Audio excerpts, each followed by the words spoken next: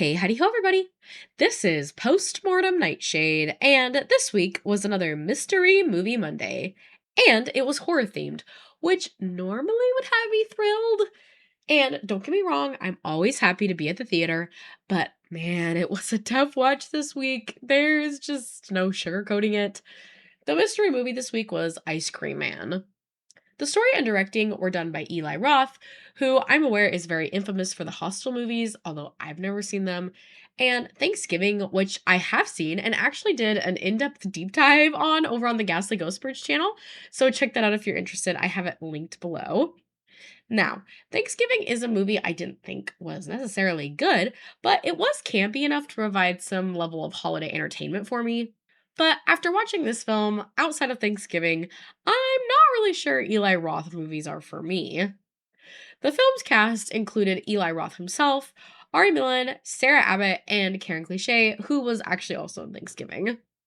For starters, there were a few moments that had my spidey senses tingling, and then when I went to research it, I couldn't pin down any solid facts about whether or not AI had been used in the making of this movie. So if you have a solid resource that can prove this, please comment it down below, but I couldn't really find anything concrete in my research. So it could honestly just be the low budget feel of the effects that made this movie feel like it had some AI. That's always my hope. But as far as the effects were concerned, I wish they had used more practical ones because honestly, there was quite a lot of not so great looking CGI. The story and dialogue were also abysmal, and on the way home, when I was thinking through the plot, it didn't really make sense to me, the reasons behind everything with the mystery of the story. To be honest, there really wasn't much plot behind this movie anyway. It was mostly just about acting out a very simple horror premise for gore's sake. The ending, I think, was also aiming for something ambiguous and unexpected, but it just felt like they didn't know how to end the movie. And I don't like to be too critical of child actors because they are children still learning the craft.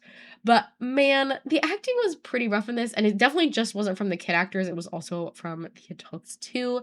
And as far as the kid acting is concerned, I put a lot of that on the director. So just, yeah, a lot of not so great acting all around. And while I appreciate that this movie is self aware and aims for camp, it just didn't work for me. I didn't find it funny, charming, or endearing, which are all traits I think are essential for a good campy film. There also were several points where this movie reminded me of a much better and more popular movie that came out last year. You may have heard of it, Weapons. It genuinely felt like Eli Roth saw that movie and then decided to put an ice cream themed spin on it. The color grading and cinematography just felt so bland somehow, which is crazy because there was a lot of color in the production design. And some of the camera techniques used just felt really jarring, especially with the shaky cam scenes. This movie also used the R slur, so be aware of that before going in. It was very odd to hear it used in a modern day film, and it just felt so out of place. And like this movie was really trying to convince its audience that it's for edgelords, it's not like other movies.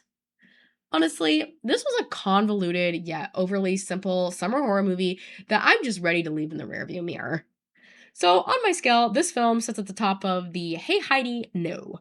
Just no category. But let me know your thoughts in the comments on Ice Cream Man. And are you a fan of Eli Roth movies or not so much? Thank you everyone so much for tuning in, and if you'd like to follow along on my movie review journey, please like and subscribe, and I will see y'all very soon.